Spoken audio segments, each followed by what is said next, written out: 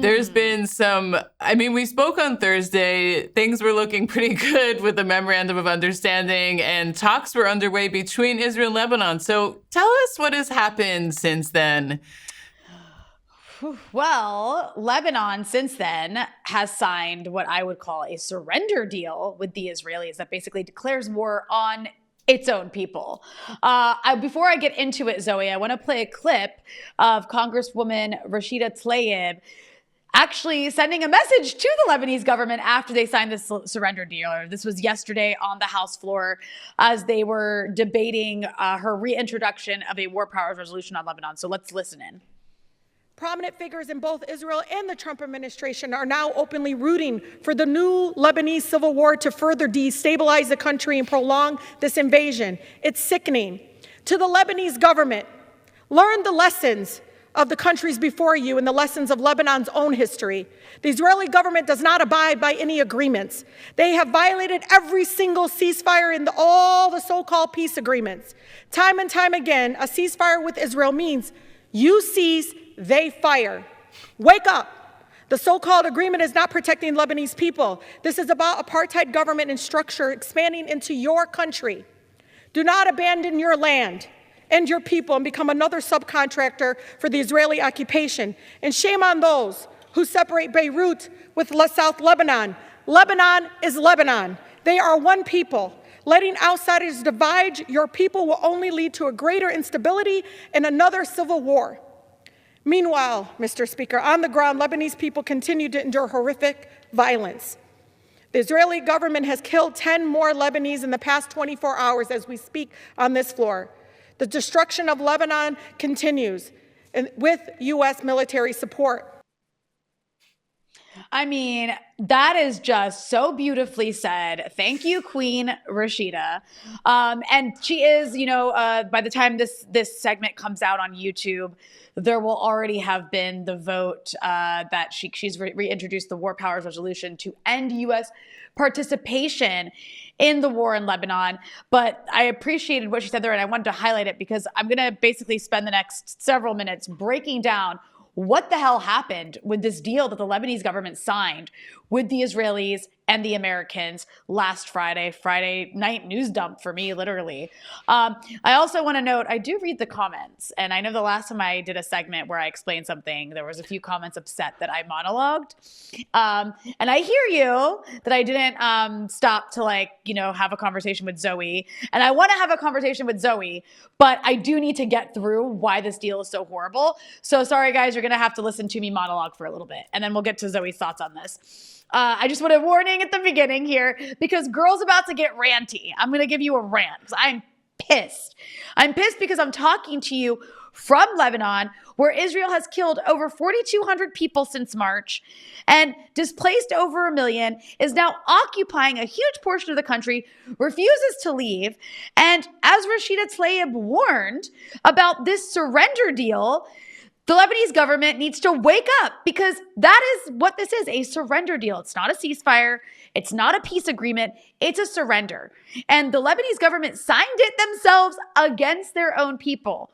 This agreement is treacherous, it's shocking, and it is shameful. It might be one of the worst surrender deals in modern history. And I don't say that lightly. And other people who are smarter than me were making that point. The people who signed this deal, the Lebanese people who signed this deal, are not sovereign statesmen protecting their country. They are incompetent collaborators who sold out their population to Washington and Tel Aviv, and they're calling it a win. So let me talk about what's actually in this thing, why it's a declaration of war on a huge chunk of the Lebanese population, and why the people cheering it in Washington and Beirut are either lying to you or lying to themselves. So last Friday, Lebanon's ambassador to the U.S. signed what they're calling a framework agreement with the Israelis. This was part of a 5th round of negotiations hosted by Washington. And in this framework agreement are 14 points. Now, I read all of them so that you do not have to suffer through the legalese, but here's the gist of the 14 points. Israeli withdrawal from South Lebanon is now contingent on the Lebanese army disarming Hezbollah first. Not simultaneous, not something negotiated, but they have to disarm Hezbollah first. Now that flips international law on its head because Israel's occupation of a sovereign country is illegal whether Hezbollah exists and is armed or not. But under this deal, Lebanon has to do Israel's dirty work, start an internal war against its own resistance before Israel even has to pretend to leave the country. And the quote, verified disarmament benchmarks, those are determined by the US in performance reviews. This is, by the way, the same US that funds Israel's entire military, its intelligence apparatus, and gives Israel diplomatic cover to do whatever the hell it wants. So this is not some neutral party, right? It never has been. It's a total joke to have the US in charge of mediating and overseeing this or any agreement Israel's involved in. And we saw what that looked like, by the way, during the 15,000 Israeli ceasefire violations that preceded this latest escalation that the US oversaw. Now, this deal also says that reconstruction aid and the return of hundreds of thousands of displaced Lebanese civilians is now hostage to the successful disarmament of Hezbollah starting in pilot zones, of course, also drawn up by Washington. They've literally turned the people of South Lebanon who've been displaced into bargaining chips. And I want you to look closely at what these pilot zones actually are. So can we pull up the map that I wanted to include from our friends, and I say friends in huge sarcastic quotation marks, at the Institute of the Study of War, but I do appreciate they put out this map. So this is a map of southern Lebanon. And you might notice there's like a yellow line. This is Israel's arbitrarily drawn yellow line. The green area is where Israeli soldiers currently occupy southern Lebanon. That yellow line you see is what Israel says is off limits to Lebanese. They have ethnically cleansed that entire area, or they are seeking to ethnically cleanse that entire area of Lebanese. They have in the green areas, and no one is allowed back there until Israel feels confident that the Lebanese army has disarmed Hezbollah. And there's, by the way, no timeline for an Israeli withdrawal. It's when Israel and America decide. So that's a huge chunk of Lebanon. That is 10 kilometers into Lebanon of territory that the Israelis are saying is now a part of their security zone, that some of their ministers are saying they want to annex and then eventually build Jewish settlements in to send Jewish settlers to go live in. You also have Jewish settlers already renaming the villages that the Israelis have destroyed in this so-called yellow zone or security zone. And they're like buying and selling that land amongst each other. Now, in this map, I wanted to show it because there's two red areas that are highlighted in red. These are the two pilot zones that Washington, Tel Aviv, and Beirut agreed to start on, right? That these pilot zones would be the places where the Lebanese army could basically experiment with disarming Hezbollah, and then the Israelis would withdraw. One of these zones, you might notice, sits inside Israel's so-called security zone. It's a legal security zone, right? Which is just occupied Lebanese territory with a friendlier name that Israel's trying to rebrand as a security or buffer zone. And then you see that yellow line, and you see the other green pilot zone. That's Lebanese territory, like that other red area, is the other village that's a part of the pilot zone that sits out. This one actually sits outside of the yellow security zone that Israel has created, right? So fine, at least one is inside land that Israel's actually occupying. But again, that second pilot zone, it's a village called Frun. It's outside the occupation zone entirely. And Israel heavily destroyed that town during the war, but Israeli forces are not there right now, okay? So the Lebanese government signed a deal where it has to disarm Hezbollah in an area Israel doesn't even currently occupy in exchange for an Israeli withdrawal from territory Israel was never holding in the first place. Like, they negotiated a withdrawal from land that isn't occupied. I don't know how you call that diplomacy or anything. That's not even a bad deal. It's like a hostage negotiation where one side hands over the ransom for a hostage that was never actually taken. So I just wanted to show you how outrageous and ridiculous this whole pilot zone idea is. And that's just the first two that they're willing to start with. And again, the Israelis leave, like there's a provision in here that doesn't even The Israelis leave when the Americans decide that like the Lebanese army has met some performance benchmark that they deem, okay, we verified it's done, we're gone. And by the way, this deal doesn't even mention the word withdrawal. It uses the term redeployment to talk about Israeli forces leaving Lebanon. So there's also a provision in this deal, Zoe. It's point 13 or article 13. It's 13 among the 14 points. Lebanon agreed to give up its right to pursue, quote, hostile or adverse actions against Israel in international political or legal fora. That means Lebanon signed away its own ability to use the law against Israel for the entire catalog of war crimes committed against its people. That means no ICJ, no UN bodies, nothing. Like, this is such a shocking degree of incompetence. And by the way, it's coming from a government whose own prime minister, Nawaf Salam, sat as a judge on the International Court of Justice and presided over South Africa's genocide case against Israel. He, of all people, knew exactly what he was giving up, and he signed it away anyway. There's also a stipulation that talks about sanctions on Hezbollah and potentially other Shia parties associated with Hezbollah, that to not allow any reconstruction funds to go through that organization or anything tied to it.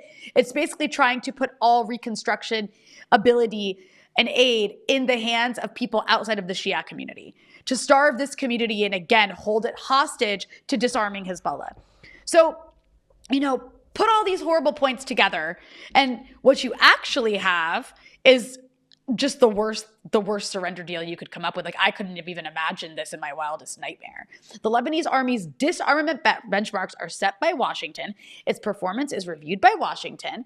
And the one tool Lebanon could have used independently of Washington, international law, it signed away. Okay? The Lebanese army isn't being built up to defend Lebanese sovereignty here. It's being converted into an enforcement arm that answers to Israel and to the U.S., not to the Lebanese people. I don't know how anyone in their right mind could call this a win for sovereignty. That's, as Rashida Tlaib warned against, that's becoming a subcontractor of Israeli occupation. And I want to note, here's the thing that nobody making this deal wants to admit out loud. They must know that capitulation does not work, because it has never worked. It's not going to suddenly start working now. And I want to say, just look at Syria. Syria has not fired a single bullet at Israel since the new government took over. They totally capitulated, have remained completely restrained. And Israel's still bombing Syria with plans reportedly in motion for an even bigger military campaign. So compliance bought Syria nothing. And then I want you to look at the Palestinians. Look at the Oslo Accords. The PLO recognized Israel, renounced armed struggle, did everything the international community asked of it.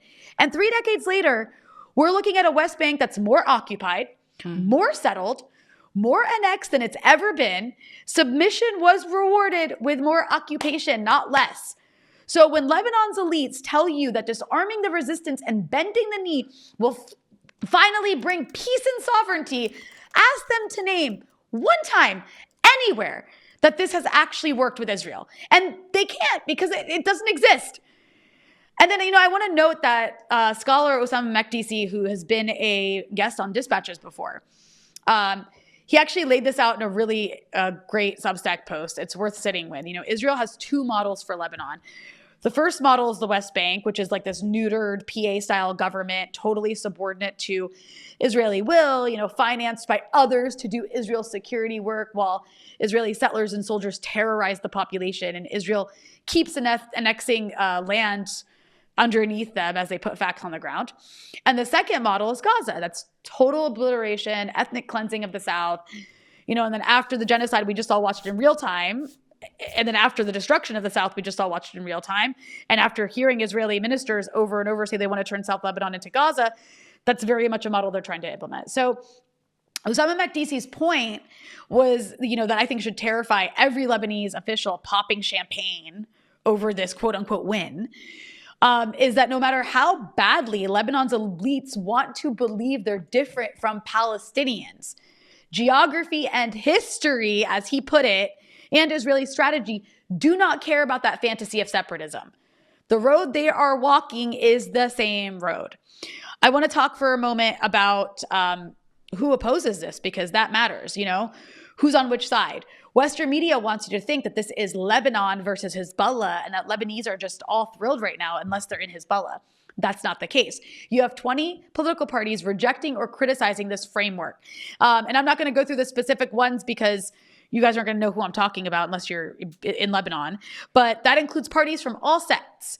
Basically, it's just the US-backed government, the Lebanese forces, and the Tlaib party and the National Liberal Bloc that have backed this. And I'll remind you, the Lebanese forces and the Tlaib parties, they are the parties that committed the Sabra and Shatila massacre. They are a Christian nationalist fascistic party that has a history of collaborating with the Israelis. So not at all surprised that they are just foaming at the mouth over this deal. This deal also effectively recognizes Israel as a state, which is in violation of Lebanon's own constitution. It blesses an occupation with no withdrawal date. It sets up direct military coordination between Israel's military and the Lebanese army. Again, this is not sovereignty, you guys. This is outsourcing Lebanon's politics to Tel Aviv and Washington. And I guess I just want to say something about the word sovereignty because Lebanon's elites cannot stop saying it. They invoke sovereignty to describe disarming Hezbollah and treating Hezbollah like some sort of alien force that was implanted in Lebanon by the Iranians, instead of what Hezbollah actually is, which is an organic, indigenous, popular military formation that was born out of resistance to Israeli occupation in the 1980s. For these elites, resistance to Israel is somehow a violation of sovereignty. But taking orders from Washington and Tel Aviv against Lebanon's interests, that's considered like normal and independent and even virtuous by them. It's just completely ass backwards. These are not statesmen defending Lebanon. They're collaborators using a foreign occupying army against their domestic political opponents who represent a population that has spent the last 3 months being bombed and displaced with zero protection from the state. And then I want to make a note real quick about a few things that are happening in Congress right now, because it's just funny to me that while the Lebanese government is like collaborating with the Israelis and trying to like cozy up to Washington and to Donald Trump, you have a lot of movement inside the U.S. against Israel. Rashida Tlaib, that clip I opened with, was her debating yesterday the second round, reintroducing for the second time her war powers resolution to end U.S. participation in the war in Lebanon, which is supposed to get more sponsors and voters this time around than last time. And that's really important. It's happening today. It will have happened by the time this comes out. But, keep your eye on who voted against that because they suck. And they shouldn't get to, they should be primaried, or even, some third party candidate should run against them in general. Then there's also a bill by Thomas Massie that's cut funding to Israel bill to strip Israel of the $3.3 billion in foreign military financing they get from the State Department. And this is being voted on, I think, tomorrow. So keep your eye on that. And then Massie and Ro Khanna introduced a bipartisan amendment to strip the NDAA provision. We reported on this with Prem Tucker. It was called Section 224. I think now it's Section 219, that basically permanently fuses the U.S. and Israeli militaries and their tech together. The House Rules Committee blocked it, though, so now there will be no floor vote and no debate. So they won't even let the public see how their reps would vote on welding like our military together with Israel's. So keep your eye on those. But I also wanted to mention in my long rant that another reason this matters beyond Lebanon is because this whole Lebanon framework, it was engineered by Marco Rubio, has his fingerprints all over it. He wasn't trying to hide it. And it's basically the neocon wing of the Trump administration's move to undermine the J.D. Vance track on the Iran Memorandum of Understanding before it can take hold. And I explained that in a prior post that we did on Lebanon and the Iran-U.S. MOU, because in the first point of that MOU, also 14 points, so you see what they were trying to do there, create a parallel track that would take away from that first track. But in the 14-point Iran MOU with the U.S., the first point was insisting on a ceasefire in Lebanon. And then the Iranians have been saying that would mean an ultimate withdrawal by the Israelis by the 60 days after the negotiations are over. So this is a direct effort to undermine the Iran-US MOU by the neocon wing of the Trump administration. It's a really serious risk. We'll see how that all plays out. Iran has not stopped insisting on Lebanon, and I find it ironic that Iran is insisting on Lebanon's sovereignty and Israel leaving while the Lebanese government collaborates with the Israelis against its own people and calls it sovereignty. And then a couple last things I want to mention, if you'll bear with me. I know I've been going on, but there's also this liberal Zionist J Street counter move to all of these things about Lebanon. They're circulating a letter that's supposedly an alternative to Rashida Tlaib's war powers resolution. And you really have to read the language closely because it's doing a lot of quiet work here. This letter condemns some of Israel's conduct, yes, but instead of demanding the U.S. stop arming Israel, it asks the Trump administration to enforce existing law and pause specific arms transfers until basically violations stop. So you're basically politely asking Trump to police himself. I mean, good luck with that. And it explicitly calls for continued good faith negotiations towards exactly the kind of framework that just got signed, the surrender deal that cements Israeli occupation and sets up civil war. So why would anyone endorse that instead of just backing Rashida Tlaib's resolution and Massie's amendment, which actually withhold the weapons? Because the whole point of letters like this is to give cover to people who want to look critical of Israel without actually doing anything that costs Israel something. And this is the liberal Zionist take every single time. And then, okay, I promise I'm almost done with my rant here. But I just want to say that, people keep asking me this question of why would the Lebanese government sign this deal? Because they're confused. I get it. I was confused. And, the debate itself tells you something, right? Because people are like, were they blackmailed? Were they threatened were they threatened behind closed doors that they had to do this? Are they just dumb? Did they even bother reading what they were signing, point by point, line by line? Or is it like simpler and uglier than that? Do they just hate Iran and Hezbollah so much? Are they just so committed to settling old domestic scores that they're willing to burn the entire country down just to stick it to them? They refused to be a part of the Iran-US ceasefire deal. And now they've signed a deal with Satan Rubio instead to undermine Iran. I mean, it's just absolutely unbelievable. I personally think it's some combination of all these three things, pressure, extreme incompetence, and just a sectarian political grudge dressed up as statecraft. And none of those are flattering. None of those make them look like leaders. It makes them look exactly like what they are, which is collaborators who either didn't understand what they signed or understood it perfectly and signed it anyway because punishing resistance matters more to them than protecting their country. And then finally, this deal, it can't work, full stop. To what I said earlier, 20 parties rejected this framework inside Lebanon. Only 4 supported it. And the rejectors include every major Shia political formation in the country, Hezbollah, ML, the people who actually represent the population. This deal is asking the army to disarm.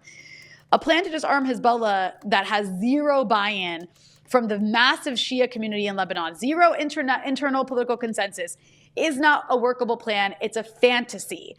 And practically speaking, the Lebanese army cannot do what Israel, with the most sophisticated military machine in the region, was not able to do in nearly 2 years of bombing Lebanon almost every day with 2 massive invasions. If Israel can't disarm Hezbollah, neither can the way weaker Lebanese army, if it's actually ordered to. And if it's actually ordered to, if Beirut genuinely attempts to send Lebanese soldiers into Shia towns in the south to confiscate weapons from a force embedded in the population it defends, the army is not going to hold together. It will split. Many soldiers will refuse to fire on their own communities. This is not a hypothetical. It's the most predictable outcome in the entire region right now. So this isn't just immoral. It's not going to work. And whatever damage it does on the way to failing, that part, I think, which will plunge Lebanon into further catastrophe, that part is what Israel loves.